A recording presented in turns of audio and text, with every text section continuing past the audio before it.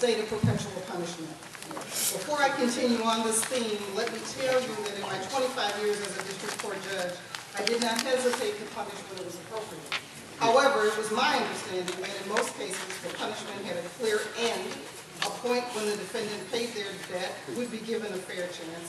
If they chose to, they could fully rejoin their communities, rebuild their lives, and support their families, and redeem themselves. But I became increasingly concerned when defendants would call me long after sentencing was complete and tell me the difficulties they had in finding employment and in finding housing.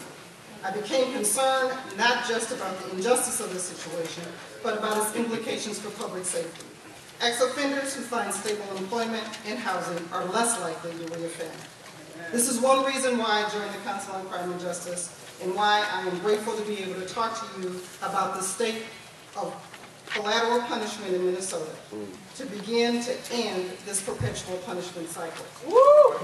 For the last 25 years or so, Minnesota, along with the rest of the United States, has increasingly tried to solve the problem of crime by just one solution, that solution being punishment only. Although Minnesota has been moderate in our use of incarceration compared to other states, our prison population has grown about 300% in the last 30 years. But our relatively low use of incarceration does not mean that we have done better compared to other states overall. A recent report of the Pew Center, we have done better compared to other states, but it shows that Minnesota now has the 8th highest percentage of adults in some form of correctional control, a 278% increase in the per capita rate since 1982. And in the context of ex-offenders being able to move beyond their past, it is important to note that whether someone goes to prison or gets a probationary sentence, the collateral consequences of the conviction are generally just as severe. And in some cases, even arrests are just as severe.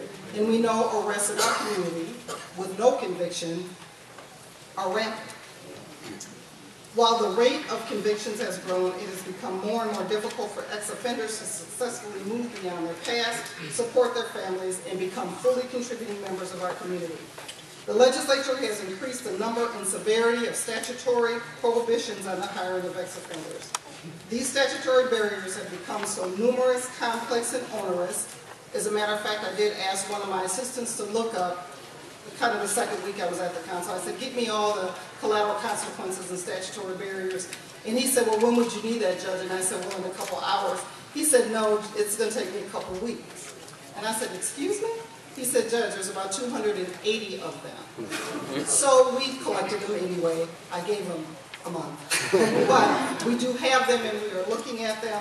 And we have reached a sad state of affairs where young people trying to better their lives through education themselves are not informed that their past mistakes will keep them from working in certain occupations until they've already invested their time, their money, and their talent, their hopes, and their dreams.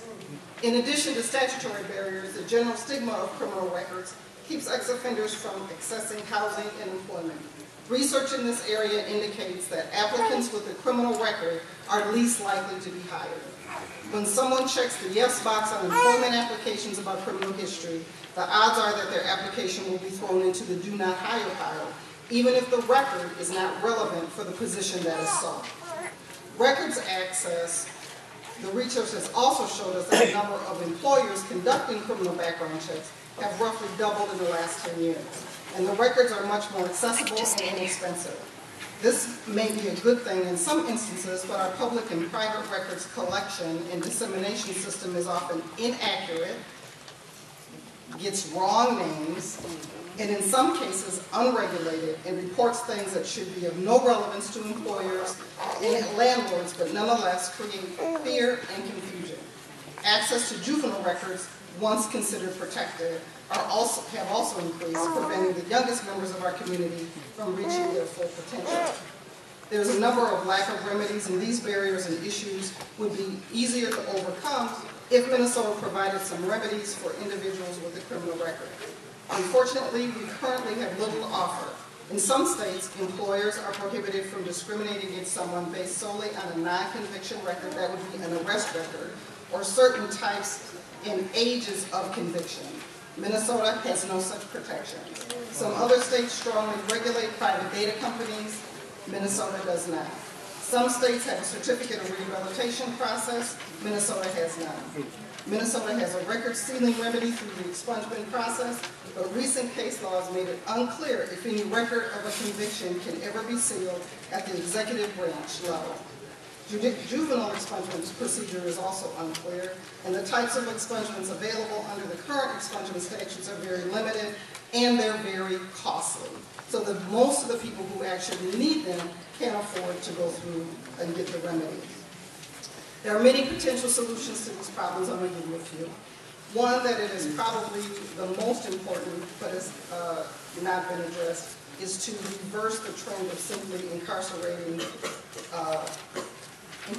the length that we do and the severity of punishment, but I hope we'll talk about that on another day because that's not essentially economic development.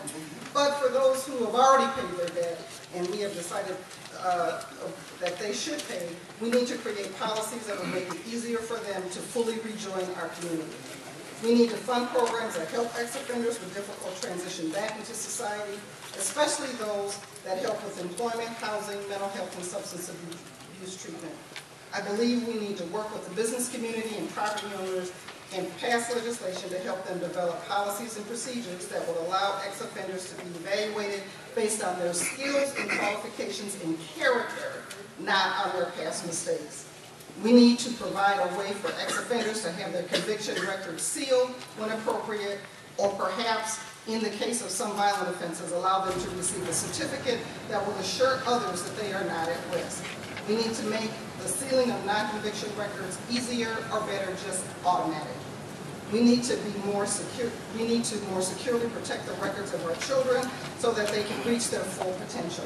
And we need to make sure that they and their counselors know that their record will impact their future once they start on their schooling process. In conclusion, it is not only the thousands of Minnesota ex-offenders who suffer under this state of perpetual punishment. Their children also suffer, their families suffer when their parents can't get a job or housing. We suffer as taxpayers and community members when they don't succeed.